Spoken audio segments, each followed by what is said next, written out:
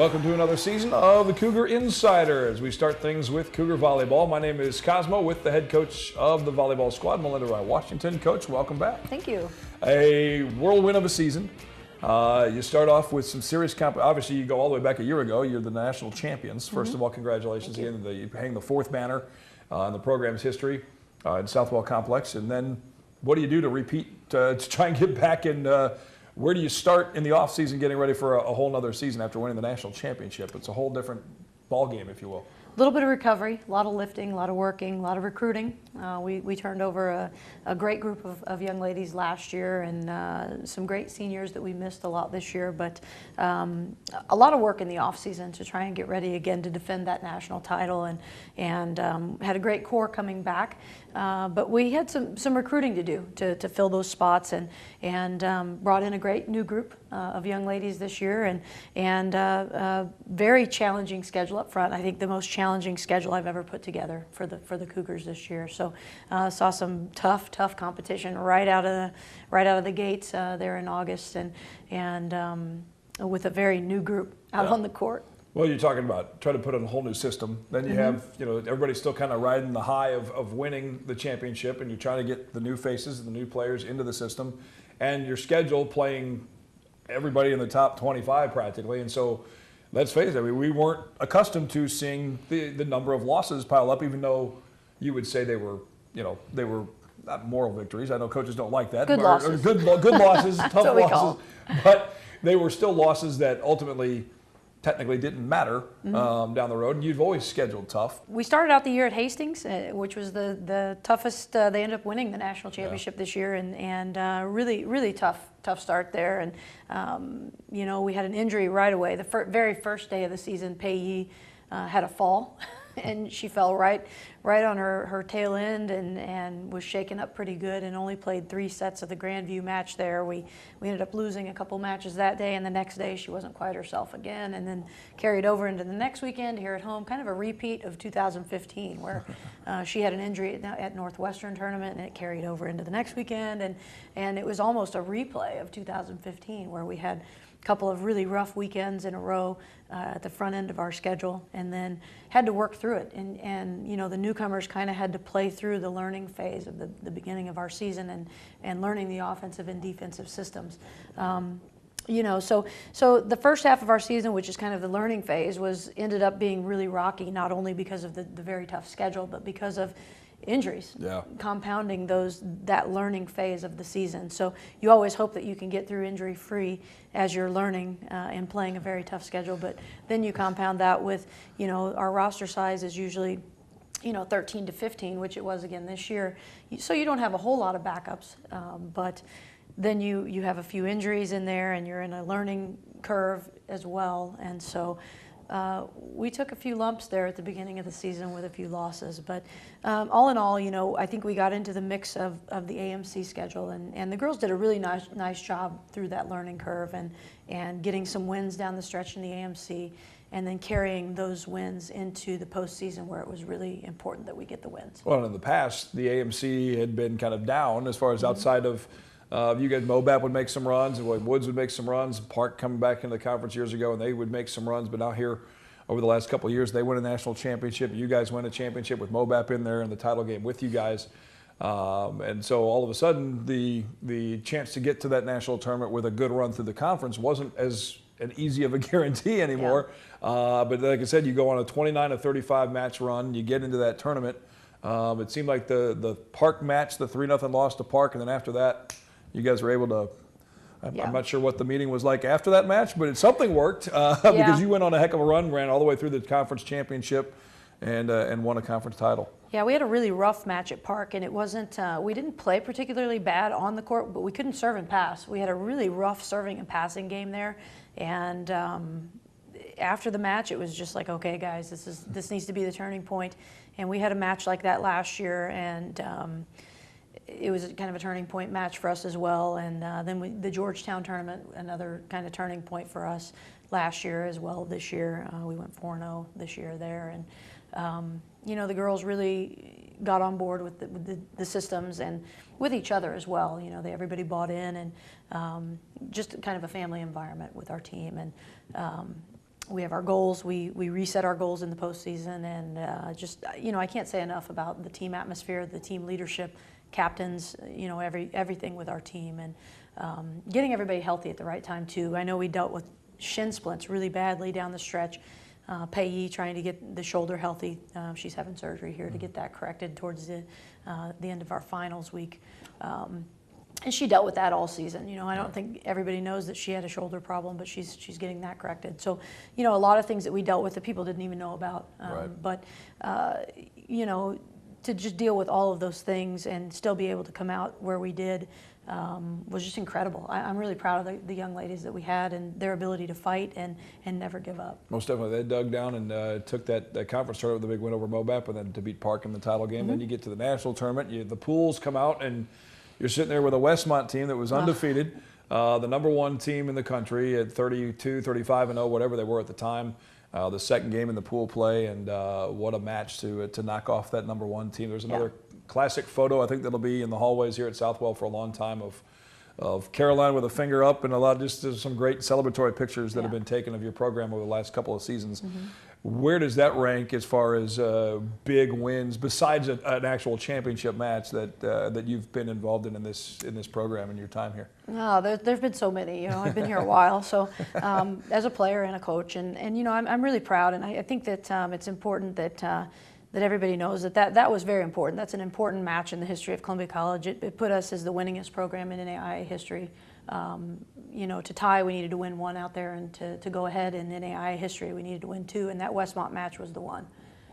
And so we put ourselves in the program, not just this year's teams, but the program in history, in the history books with that win, and it was a big win. And it's quite a win for a milestone, not only just to have it mean as much, but for that to be the first time they hadn't lost a set in like 15 matches or something ridiculous. Yeah, and it was a big win for us in that tournament, and the girls had no idea about that whole program win and victory, and I think I was the only one. I didn't tell the assistant coaches, I didn't tell anyone else. I think there were only maybe 2 people that knew about that, and maybe in general that even knew about that. But it was an important win, and the photos will be there, I'm sure, in the announcement and all that. But I think that, that win, just as a statement, I think that we were, even in the postseason ranking, the rankings this year I was not happy. I was happy about a lot of things this year, but the rankings did not make me happy all year. And even the postseason, like I said, not happy. And not just with our ranking, but the AMC rankings. I don't think Park got a lot of recognition as to how good they were. So, for us to go out and beat them really made a statement, because I think that we were a 3 seed in our pool, and for what reason. So I think that it really made a statement for us to go out and be able to do that. And for the girls, we almost had to reverse play the tournament in order to just get out of pool to get a good seed in the bracket play. So that was a big win. Yeah, to win the pool out 3-0, and then you win the first match, you get into the quarterfinals, and Dort, a team that ended up going all the way to the finals, and losing to Hastings. Talk about the quarterfinal match that ended up being your last one of the season. What happened there in Iowa? It was a great matchup for us. I think that if we had played them earlier, I think it might have been a win for us. And in a tournament like that, I've been in a lot of those, and I had a lot of teams out there, a lot of really good teams out there of Columbia College, and a lot of things have to go right for you to win. A lot of things have to fall into place, and not just have a good team and not just have a great team. And I think we had a great team this year. I think we had the team to be able to win it all, but we had a few things that didn't go our way this year. We ended up with the flu on that last day, and we had a couple of players, actually 3 players, that had the flu pretty good while we were out there. And the matchup, their big player was matched up on Maria and Zori in the front row, and she liked to run a little bit behind the setter, and Maria happened to be our player with the flu really badly on that day. Her backup, Johanna, had the flu. She was the one that had it for all 4 days that we were out there, and so I had no backup for Maria as well. So I think that we had a couple things not go, but Maria was still able to play, but she didn't get off her feet for about half the balls that I think their middle ended up with over 20 kills. Wow. And they were all behind the setter. So they were going right behind and after a certain matchup, which usually would be our best blocker, because Maria is traditionally a middle hitter. But, I was really excited when I saw the matchup, and then about midday, we knew that we had a problem Right. on that day. So, but you have to have a lot of things go right, and it just wasn't our day. So I think Dordt was a very good team. I think they had been a good team all year. They had lost a few games here and there, but come out of the GPAC conference, and that's a strong conference volleyball-wise, and has been getting stronger over the years. So they were used to playing at a high level consistently. And they ended up with, just like the year before with the AMC, both teams, Hastings and Dordt, from the same conference in the title match. The Cougars eliminated in that quarterfinal, finished at 30-12, a final preseason ranking or postseason ranking of number 8. We'll come back and talk more about some of the players that made this season memorable and what the future brings for Columbia Cougar volleyball when we come back with the head coach here on the Cougar Insider on Mediacom Channel 22.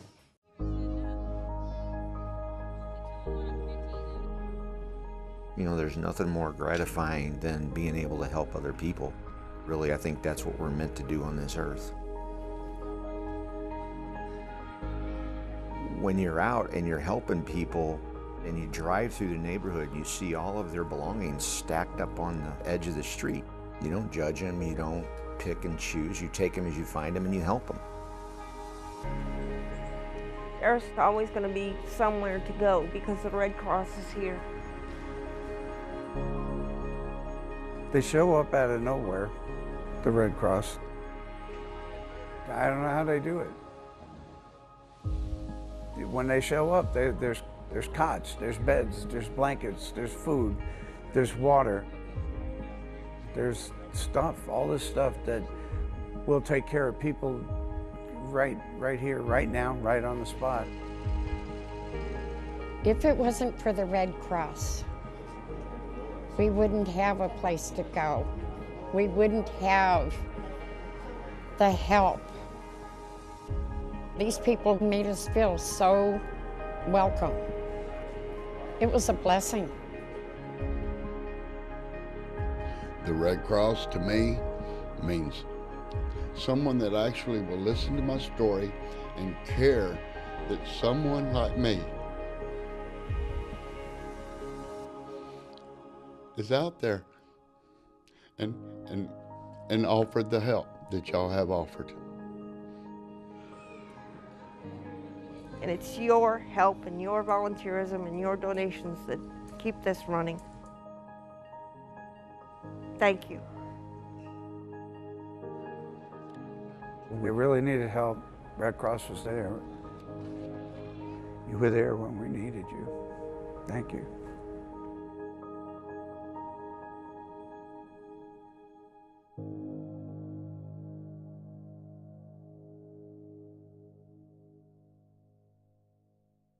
Family TV customers, did you know that for less than $8 a month, you and your family could be enjoying more laughs, more drama, more surprises, plus Stars and Stars Encore, and the power to watch your favorite movies and shows whenever the time is right for you, with thousands of free on-demand options? It's true. Upgrade to Prime TV now and pay just $7.95 more a month for a year. For more of everything you love at a price you'll love even more, call 888-SIMPLIFY.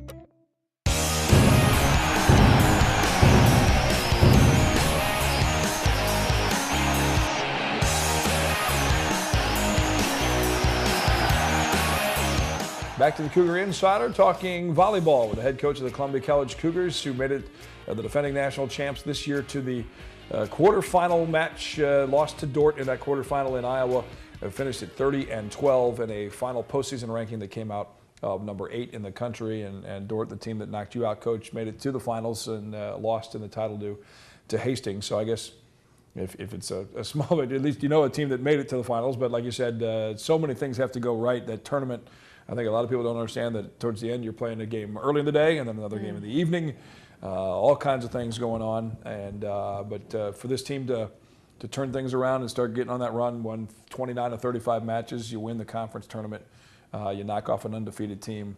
A lot of positives to take away from this season. What was the conversation like with your girls at the end of the tournament? Obviously some tears, probably, and some frustration with losing, but at the same time, a lot to hold your heads high about for sure. Yeah, I think it was a little bit hectic at the end. Everything at the tournament this year with 32 teams, it was a lot different. It was the most hectic tournament in all of my years at Columbia that I've been at. There was not a lot of time between games. You had teams back to back, people wanting you out of your locker room, and so it was different. It was really different atmosphere this year at Nationals. You couldn't get into your locker room before a game. You couldn't get. They were hurrying you out of your locker room at the end of games. So I was actually hurried off to radio almost immediately. So I didn't really get to see the team until we almost got back to the hotel. Oh, wow. We had a team meeting when we got back to the hotel, and yeah, tears. We had tears, and you know, it was kind of upsetting because I think that it didn't really sink in until we got back, and I think that it was a little bit hectic even right before the game. There was a lot of uncertainty with people knew that, okay, we've got illness. Yeah. So and then we kind of had to change a little bit of our game plan because we were having to hedge people on the court to take away sections of the court to the people that weren't feeling well and weren't able to cover different sections of the court that we had been playing all year. Right. So I think we actually kind of had to change the way we were playing to kind of try to adjust to things that were happening that just weren't normal to how we had been playing even the whole tournament the day before. The obvious time and that morning even, you know. The obvious time to change your system is not right not before that the day. quarterfinal match of the national tournament. When you lose, you're done. Yeah, even how we had played that morning. So absolutely. it was really I would say chaotic that day, and then so it was just we actually I think thought we were going to win that game because we saw the matchup and we were like, oh good, right? You know, we can beat this team. We should beat this team, and I think that it was just kind of an atmosphere of wow. I think you know we just lost, and so I think they were just still kind of stunned that we had lost that game. So there were tears and you know upset, and especially the seniors who had won the national championship the year before. I think they kind of expected.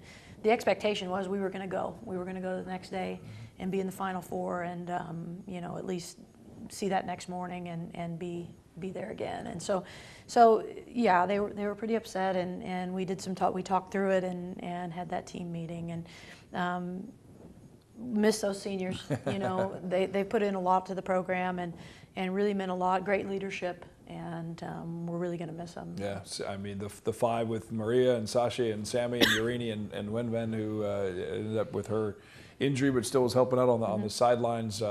Talk about that group. I mean, they're so important to what has kind of brought this program to that next level again. All of those girls out on the court, including Ben coaching, of course, and big contributors, all of them. You know, even vocal leadership, just tremendous group. You know, and I can't say enough because they are never satisfied. They're always working and continuously pushing the new players to get better. Push them at the beginning of the season to acclimate quickly. You know, just not satisfied with, you know, you guys you're gonna do the system. You're gonna play the system our way. And even when we were losing matches, they weren't satisfied and were constantly pushing and trying to make the team better. So just can't say enough for those guys. I think you know, Sashi being a team captain with Pei, and Pei's only a junior, but Sashi, you know, we're going to miss her leadership and being the setter of the year and everything that she's done as one of the team captains. We'll really miss her. Sammy is the libero. You know, she was the anchor at that position. Maria, who had to switch positions from middle to outside, has played all over the court. Irini in the middle, anchoring that middle system. Just, you know, you can't say enough for those kids, just playing all over the court and doing everything they can to win. Who do you, when you sat back and everything kind of settled, who was the player that, through the whole body of work for the season, was the most improved from the beginning of conditioning camp to practices, through the middle of the season, through the losing games, through the big winning streak, all the way through? Who was the player that when you got done said, holy cow, like I knew she had this capability, but just completely overachieved, or was just the most improved? I'd say there's two. You know, Sammy Meyer won because Sammy wasn't on the court as much last year. And, you know, she was in a defensive specialist role last year because Micah Simpson was in the libero role.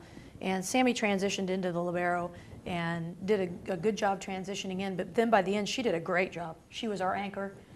You know, she was a leader out there. She was consistent with what she did. And by the end, she was very, very good at what she did. She was a consistent passer and a consistent defender and a consistent leader. With what she did out there on the court. The second one, Maria Franco. I mean, Maria went from playing a completely different position, and by the end, she was one of the best outside hitters at that national tournament. Right. And, you know, it ended up she's the one that got ill and Yeah. just couldn't even get off her feet by that Dort match. I felt so bad for her having to be out on the court, but, and she finished though. Right. She never once said, Coach, I can't. Right. She said, I will. I will, but she didn't say, I can't. You know, and she knew I didn't have another sub to get in there, and she stayed out on the court and finished that game. And she was green in color and pale, but you know, she finished, but she was hitting over blocks on the outside, which is not even her true position. Right.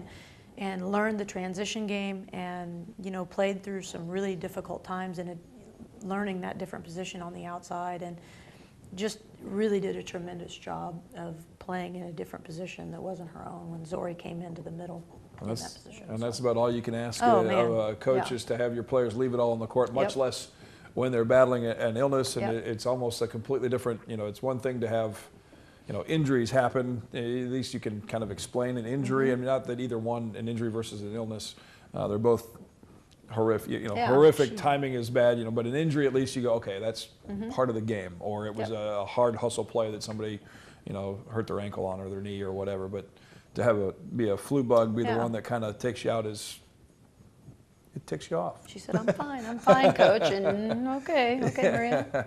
And now, as you do, Coach, you get done, you wrap it up, you sit back and you go, now I have to reload again and try and figure out and hit the recruiting trails and start loading up for next season.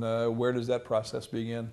We've already begun. It's always going, right? Yeah, Never it's always ends. going. You know, we're Columbia. We'll be back, and I think that we have such good resources academically, athletically. We have got great facilities here, and great academic resources. Obviously, that you know, we're going to get great players in here that are going to want to win. Well, there's certainly 4 big red banners inside Southwell that Yep. helps that, and then you add to the winningest program in the tournament and Yep. the history, and those kind of things help itself. Of course, you had a milestone as well with 700 wins. That milestone this season as well, Mm-hmm. and that doesn't happen without amazing student athletes and Right. assistants and the program in general. For sure. Absolutely. Well, congrats on a great season, another run. Thank Didn't quite get back to where you wanted, Mm. but the quarterfinals for the Columbia Cougar volleyball team, again, the postseason, 8th ranked Cougars with the coach here on the Cougar Insider, Melinda Wrye-Washington. Thanks for watching here on MediaCom Channel 22.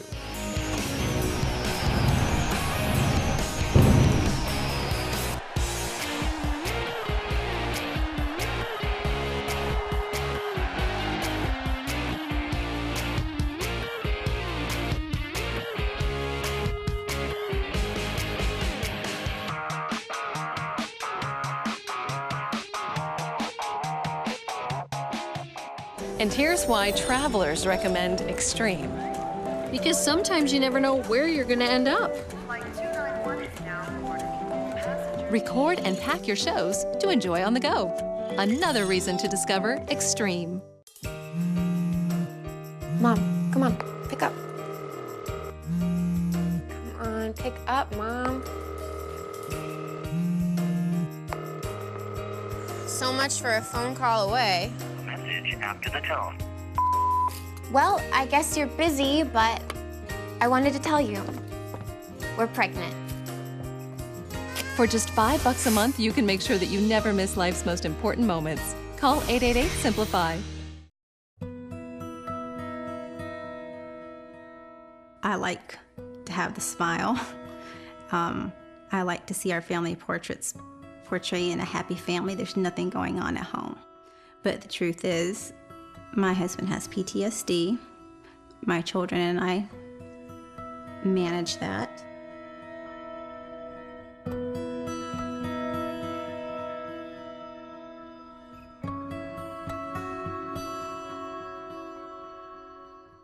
We were grade school sweethearts, and then we moved, and I, lost touch. Of course, we were just kids. I just thought he was so handsome. I mean, I was only like 7, but from a 7-year-old perspective, he was so energetic and joyful and fun, and he got my attention immediately. We ran back into each other when I was 25. We dated for a while, and we got engaged on Christmas Day. And it was perfect. He did it right.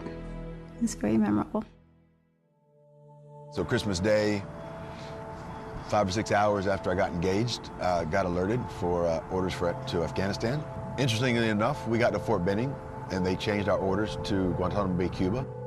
Anyone who thinks that war isn't ugly is just not living in the real world. He had a very specific job to do, and he did his job. The day he got home from Cuba, the first time I saw him, I knew something was wrong. There's just so many things that you see in combat that are very scary at the time, but you don't have a chance to process it because you ruck up and you gear up and you go back into the streets, you go back on patrol the next day again. 4 or 5 months maybe after I got home, my wife left her email account open, and I saw two emails with our pastor. Just said, "Can you please pray for me and Bill? Things are tough. If I knew Bill was gonna be like this, I would not have married him." For a long time, he just held it together. We all held it together. But there's a big difference between that and thriving. Very big difference. The Wounded Warrior Project is actually, I like to say that I feel like he came back to life when he got involved with them. So the Warrior Care Network is a collaborative initiative that Wounded Warrior Project is spearheading, bringing together world-class academically affiliated medical centers to provide cutting-edge, groundbreaking, top-of-the-field mental health services and traumatic brain injury care for wounded warriors around the country. We help a veteran be able to understand then the way that they're responding may not actually be effective anymore. And it may actually be based on a past that was never processed. The impact of continued struggle and sleeplessness, it's disruptive on a family. You know, Bill, his wife, his 2 kids, we want to get them at a place where they're thriving as a family. And in order to do that, we knew we needed to create options for care. It's not just a warm welcome, it's actually providing the care, the psychiatric care, the emotional support, the investment in the best and brightest who have returned after serving our nation and the families that love them. What I noticed was a realization with Bill is that, you know, there may be some hard feelings that he has related to experiences he had in the past, and, you know, he may have a tendency to beat himself up about those things. The Warrior Care Network program taught us to not avoid our issues that we live with. It was to face them head on, but not without the tools to face them head on. We're giving actually a better understanding and also some tools for families to be able to both support the veteran in their adjustment back, but also to allow them to feel stronger, to allow them to feel closer to their loved one.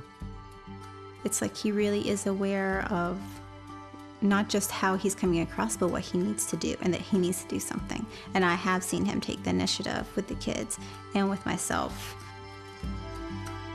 I started kind of slow with just showing some emotions when I got home, and just saying, I missed you guys. I've been a lot more cognizant of when they make a good grade at school. If I had a message to put out there to other spouses and families dealing with this, it would be just hang in there. Just don't give up. Take care of yourself.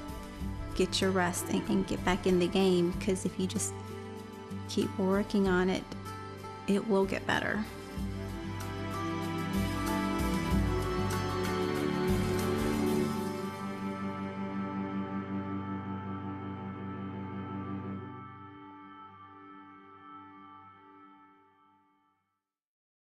Family TV customers, did you know that for less than $8 a month, you and your family could be enjoying more laughs, more drama, more surprises, plus Stars and Stars Encore, and the power to watch your favorite movies and shows whenever the time is right for you, with thousands of free on-demand options?